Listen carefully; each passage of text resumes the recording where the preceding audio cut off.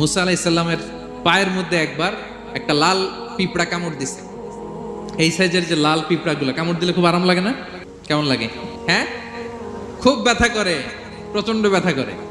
তো মুসা আলাইহিস সালামের মেজাজ কি নরম না গরম? খুব তাড়াতাড়ি রেগে যেতেন উনি। এক এক নবীর এক এক অ্যাট্রিবিউটস ছিল।